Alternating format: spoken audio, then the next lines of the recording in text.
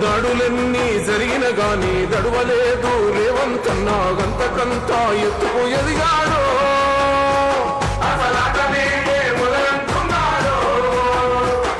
ముక్కనాడు పోలేదు ముక్కడయ్యి కొట్లాడాడు అందుకే పెద్ద నాయకుడయ్యాడు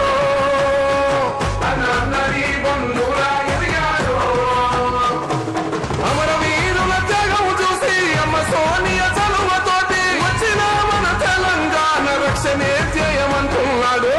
రంగుల జెండా బట్టి సింగమోలే కదిలినాడు ఒక్కరో కాంగ్రెస్ సూర్యుడు మన రేవంతన్న నిగ్గదీసి అడిగే మొలగాడు